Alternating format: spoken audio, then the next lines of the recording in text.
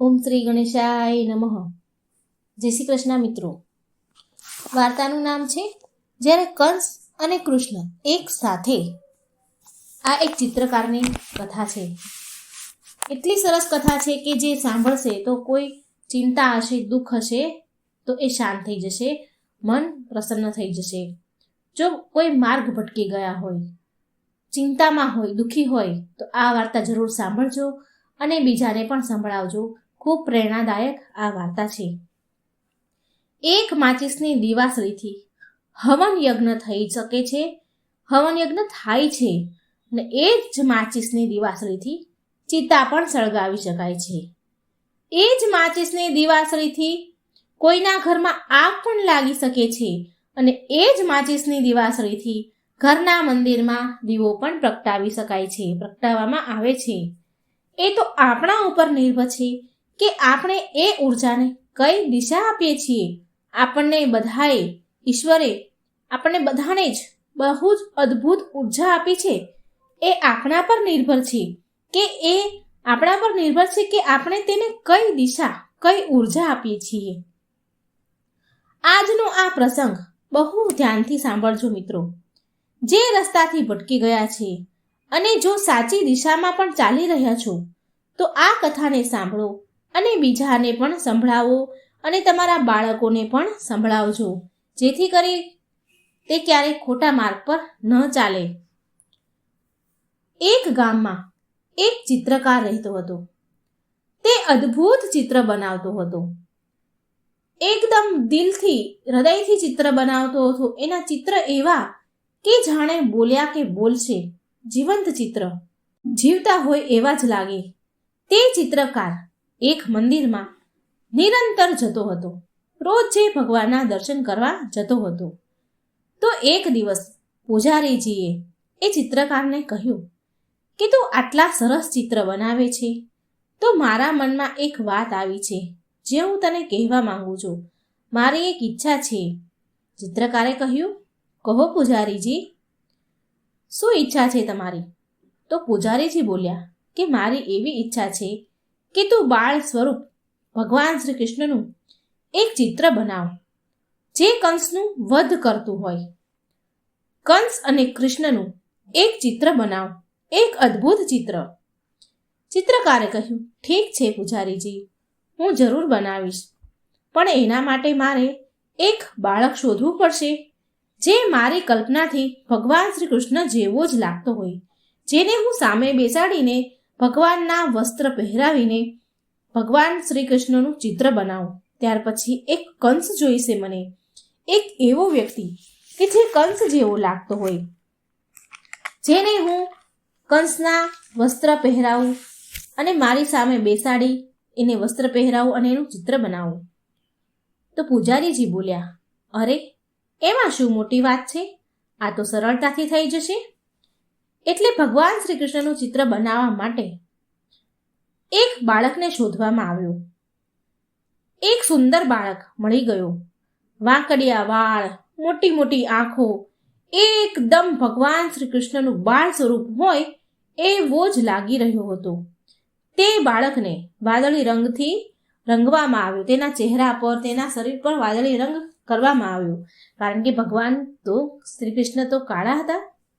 મોર પંખ બાંધ્યું, માથે પીતાંબર પહેરાવ્યા. ભગવાન કૃષ્ણ જેવું જ સ્વરૂપ બનાવીને તે ચિત્રકારે સામે બેસાડી તે બાળકને ભગવાન શ્રી કૃષ્ણના બાળ સ્વરૂપનું ચિત્ર બનાવે છે. ચિત્રકારે ભગવાન કૃષ્ણનું ચિત્ર બનાવી લીધું અને એવું ચિત્ર કે હમણાં જ જાણે બોલી ઉઠશે, એકદમ જીવંત ચિત્ર. હવે શોધ ચાલુ કરવામાં આવી કંસના ચિત્રની. કંસના ચિત્ર માટે પૂજારીજી અને ચિત્રકાર બહુ લોકોને જોવે છે, બહુ લોકોને મળ્યા, પણ એક પણ વ્યક્તિ ગામમાં એવું દેખાયો નહીં કે જેને બેસાડીને કંસના કપડાં પહેરાવીને કંસ જેવો બનાવી શકાય, જેનાથી કંસનું ચિત્ર બની શકે. કેટલાય દિવસ વીતી ગયા પણ કંસ જેવો દેખાય એવું કોઈ વ્યક્તિ મળ્યું નહીં. જ્યારે કંસ જેવું કંઈ ન મળ્યું તો તે ચિત્ર અધૂરું રહી ગયું. પણ કંસ જેવો વ્યક્તિ શોધવાની કોશિશ તો ચાલુ જ હતી. હવે આ બધા વચ્ચે ચિત્રકારને શહેરમાં જવાનું થયું. કામથી એના ગામથી બહુ દૂર હતું. ચિત્રકાર શહેરમાં નોકરી માટે, તેના કામની કલા માટે શહેરમાં ગયો. એટલે એ ચિત્ર અહીં અધૂરું રહી ગયું. હવે ચિત્રકાર બહુ કલાકારી હતો. તે શહેરમાં તેના ચિત્રની બહુ પ્રશંસા થવા લાગી. તે બહુ જ પ્રસિદ્ધ થઈ ગયું. તેના ચિત્રોની બહુ ચર્ચા થવા લાગી. દૂર દૂરથી તેના ચિત્ર જોવા માટે લોકો આવતા હતા. તેની બહુ પ્રશંસા થતી. ન્યૂઝપેપરોમાં તેના ચિત્ર લેખ છપાતા હતા અને એના ગામના લોકો તે ન્યૂઝપેપર વાંચે, છાપું વાંચે તો એ ગર્વ કરતા કે આપણા ગામનો ચિત્રકાર એક બહુ મોટો ચિત્રકાર બની ગયો છે. તેના ચિત્રો, પેઇન્ટિંગ્સ બહુ મોંઘી વેચાતી હતી. બહુ મોટું નામ થઈ ગયું તેનું. પણ આ બાજુ ગામમાં પૂજારી વિચારતા હતા કે એક ચિત્ર તેનું અધૂરું રહી ગયું છે. એમાં કૃષ્ણ છે પણ કંસ નથી. જેવું ચિત્ર હું ઈચ્છતો હતો એવું બન્યું નહીં. એ અધૂરું ચિત્ર મંદિરના સ્ટોર રૂમમાં મૂકી દીધું પૂજારીજીએ. પૂજારીજી એવું વિચારતા હતા કે ક્યારેક તો એવો દિવસ આવશે ને કે ચિત્રકાર તેના ગામ પાછો ફરશે અને આ ચિત્રને પૂરું કરશે. આમ ને આમ દિવસ વીત્યા, વર્ષો વીત્યા. લગભગ 20 વર્ષ વીતી ગયા. 20 વર્ષ વીતી ગયા પછી તે ચિત્રકાર તેના ગામ પાછો આવ્યો. ગામવાળાએ ચિત્રકારનું બહુ ભવ્ય સ્વાગત કર્યું. સરસ એનું સન્માન કર્યું. તે ચિત્રકારની નિરંતર આદત હતી મંદિરમાં જવાની, ભગવાનના દર્શન કરવાની. બીજા દિવસે સવારે એ ચિત્રકાર મંદિર ગયો. હવે તો પૂજારીજી વૃદ્ધ થઈ ગયા હતા, ગરઢા થઈ ગયા હતા. ચિત્રકાર પૂજારીજી પાસે ગયો અને પૂજારીજીને કહે છે કે તમને યાદ છે પૂજારીજી, હું મંદિરમાં આવતો હતો, ચિત્રકારી કરતો હતો, તમે મને ઓળખ્યો? પૂજારીજીએ તેની સામે જોયું અને એ તો બહુ ખુશ થઈ ગયા. પૂજારીજી બોલ્યા કે મેં સાંભળ્યું છે કે તારું બહુ નામ થઈ ગયું છે, તું બહુ મોટો ચિત્રકાર બની ગયો છે. શું તને યાદ છે એક ચિત્ર બનાવ્યું હતું જે હજી સુધી અધૂરું છે? ભગવાન શ્રી કૃષ્ણનું ચિત્ર. તેમાં કંસ ના બની શક્યો. શ્રી કૃષ્ણનું ચિત્ર તો બન્યું પણ કંસ તો આજ સુધી બન્યો જ નહીં. એ ચિત્ર અધૂરું છે. મારી એવી ઈચ્છા છે કે એ ચિત્રને તું પૂરું કર.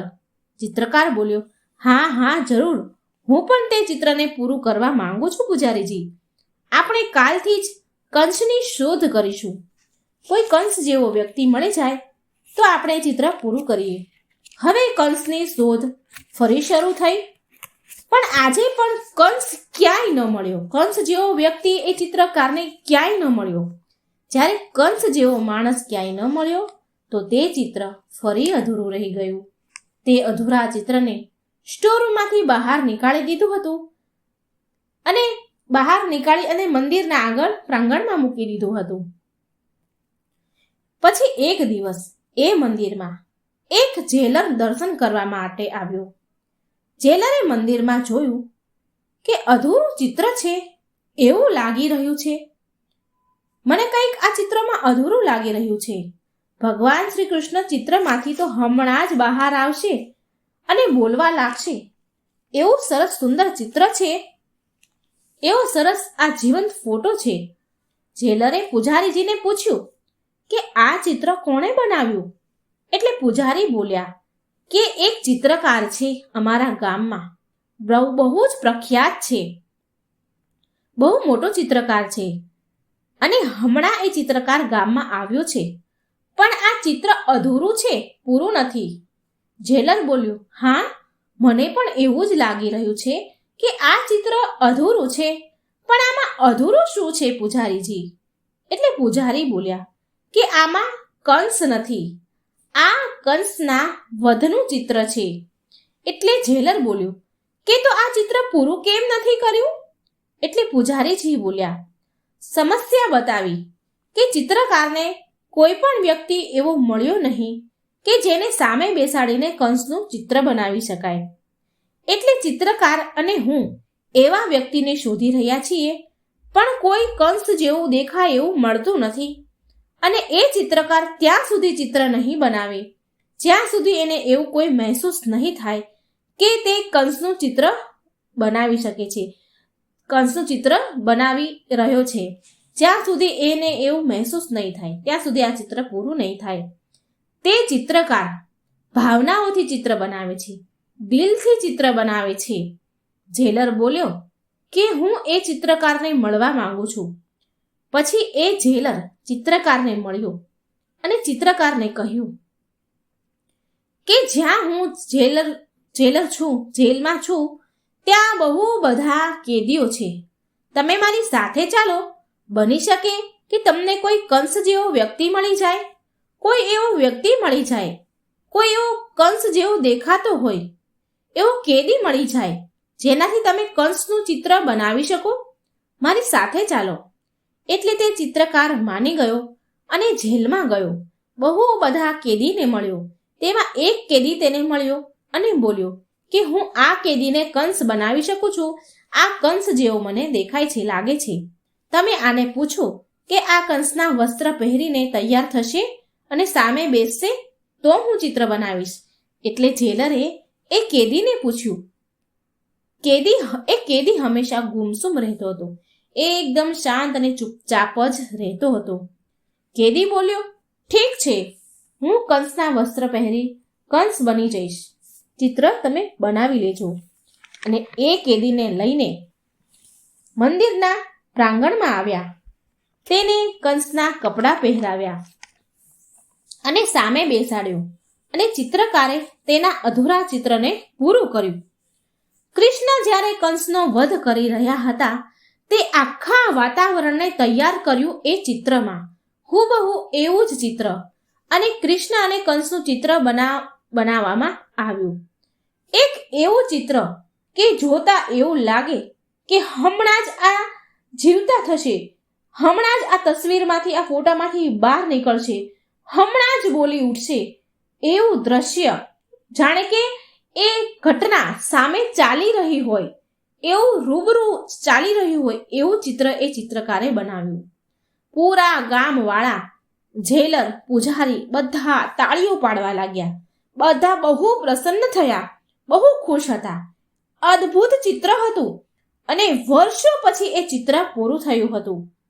એ કેદીને એ ચિત્ર દેખાડવામાં આવ્યું. એવું જ ચિત્ર જોયું. જેવું એ કેદીએ ચિત્ર જોયું તો તે કેદી તો પોખે ને પોખે રડવા લાગ્યો.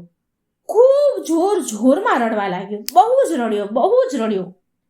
પહેલા તો લોકોને એમ લાગ્યું કે એ કેદી ચિત્રને જોઈને ભાવુક થઈ ગયો છે માટે રડી રહ્યો છે, પણ તે રડતા બંધ જ ન થયો. તો લોકોએ એને પૂછ્યું, ચિત્રકારે પૂછ્યું કે શું વાત છે, કેમ આટલું બધું રડી રહ્યા છો? આટલું અદ્ભુત, આટલું સુંદર ચિત્ર તો મેં બનાવ્યું છે, તો પછી આટલું બધું રડવાની શું વાત છે? એટલે એ કેદી બોલ્યો કે હું એટલા માટે રડી રહ્યો છું કે આ ચિત્રમાં કૃષ્ણ પણ હું જ છું અને કંસ પણ હું જ છું. જ્યારે હું નાનો હતો ત્યારે મને કૃષ્ણ માટે પસંદ કરવામાં આવ્યો અને તમે મને કૃષ્ણ બનાવ્યો હતો. એ દિવસે તમને મારી અંદર કૃષ્ણ દેખાયા હતા અને હવે તમે મને કંસ માટે પસંદ કર્યો છે, કેમ કે હવે તમને મારી અંદર કંસ દેખાયો. મારા કર્મોએ મને ક્યાંથી ક્યાં પહોંચાડી દીધો. ઈશ્વર તો મને કૃષ્ણ બનાવીને જ મોકલ્યો હતો, પણ મારા કર્મોએ મને કંસ બનાવી દીધો. મિત્રો, કોઈ માના પેટમાંથી કોઈ અપરાધી જન્મ નથી લેતો, કોઈ રાક્ષસ જન્મ નથી લેતો. માના પેટમાં કોઈ કંસ જન્મ નથી લેતો, રાવણ જન્મ નથી લેતો. માના ગર્ભમાં જે પડતું હોય છે બાળક, તે સાક્ષાત ભગવાન શ્રી કૃષ્ણનું જ રૂપ હોય છે, ભગવાન વિષ્ણુનું જ રૂપ હોય છે. તે આ ધરતી પર આવી જાય છે તો એના સંસ્કાર અને તેના કર્મ નક્કી કરે છે કે જીવનમાં તે શું બને છે. લોકો એની પાસે આવવાનું પસંદ કરશે કે તેનાથી ભાગવાનું પસંદ કરશે. લોકો એનાથી દૂર બેસવાનું પસંદ કરશે કે લોકો એની સાથે રહેવાનું પસંદ કરશે. આપણે બધા જ જીવ જ્યારે જન્મ લઈએ છીએ તો વિષ્ણુ રૂપમાં જ જન્મ લઈએ છીએ. આ જ કારણ હોય છે કે આપણે કોઈ પણ છોકરાને, નાના બાળકને ખોળામાં લેવાનું પસંદ કરીએ છીએ. આપણે નાના બાળક જોડે, નવજાત શિશુ હોય કે નાનું બાળક હોય, તેને પ્રેમ આપવાનું પસંદ કરીએ છીએ. તેને પ્રેમ આપવાનું આપણને ગમે છે, તેની સાથે રમવાનું ગમે છે. પણ જેમ જેમ તે બાળક મોટું થાય છે, તેના કર્મ કરવાનું તે શરૂ કરે છે, તેની ઉર્જાને એક દિશા આપે છે. તેની આપણે દિશા એ નિર્ણય કરાવે છે. તેની આપેલી દિશા એ નિર્ણય કરાવે છે કે તમે એની પાસે જશો કે નહીં, તમે એની સાથે વાત કરશો કે નહીં. આ એ બાળક જે કર્મ કરે છે એ પ્રમાણે એ નક્કી થાય છે. માટે હંમેશા તમારા કર્મોને, ઉર્જાને સાચી દિશા આપો. તમારી એ લીધેલી ઉર્જાની, ભગવાને જે આપણને ઉર્જા આપી છે તેને સાચી દિશામાં વાળો. કારણ કે ઈશ્વર તમને એમના જેવા જ બનાવે અને તેમને બેહદ પ્રેમ કરે, જેનાથી તમે હર સમયે એ નિર્ણય લઈ શકો કે તમારે તમારો રસ્તો કેવો તૈયાર કરવાનો છે. ભગવાને આપણને બધાને સમાન ઉર્જા આપી છે, પણ આપણે એને એવી દિશામાં વાળીએ છીએ જેનાથી આપણા કર્મના હિસાબે આપણું વ્યક્તિત્વ કેવું છે એ નક્કી થાય છે. તમે જ્યારે દિશા ભટકી જાઓ, ખોટા માર્ગ પર ચાલવા લાગ્યા હોય ને ત્યારે તમે એકદમ શાંત થઈ જાઓ, આંખો બંધ કરો અને એકાંતમાં બેસીને યાદ કરો એ દિવસને જ્યારે તમે આ ધરતી પર જન્મ લીધો હતો. બધા જ તમારી સાથે રમવા માંગતા હતા, તમને ખોળામાં બેસાડવા માંગતા હતા, તમને પ્રેમ કરતા હતા. તમને ઈશ્વરે અદ્ભુત ઉર્જા આપી હતી. એ ઉર્જાને ફરી યાદ કરો, તમારા ભગવાનને યાદ કરો અને તમારી બધી જ મુશ્કેલી ઈશ્વરને કહો. તમારી બધી જ વાતો ઈશ્વર સામે રાખો. તમારી એક વાત કહો, તે તમારો હાથ પકડીને સાચા રસ્તે તમને જરૂર લઈ જશે અને તમને ક્યારેય ડરવા નહીં દે. માટે ક્યારેય ડરો નહીં, ગભરાઓ નહીં. હંમેશા ભગવાન પર વિશ્વાસ રાખો. તમારા વિશ્વાસને મજબૂત રાખો. તો મિત્રો, આ વાર્તામાંથી તમને ઘણી બધી હિંમત મળી હશે, ઘણું બધું જાણવા મળ્યું હશે કે આપણા જ કર્મો આપણને કૃષ્ણ બનાવે છે કે કંસ બનાવે છે. તો ઘણું સમજવા મળ્યું હશે. તમને આ વાર્તા સારી લાગી હોય તો વિડીયોને લાઈક કરજો, શેર કરજો અને મારી ચેનલમાં જો નવા હોય તો સબસ્ક્રાઈબ જરૂર કરજો. કમેન્ટ બોક્સમાં ભગવાનનું નામ પણ જરૂર લખજો. જય શ્રી કૃષ્ણ. રાધે રાધે. Thank you.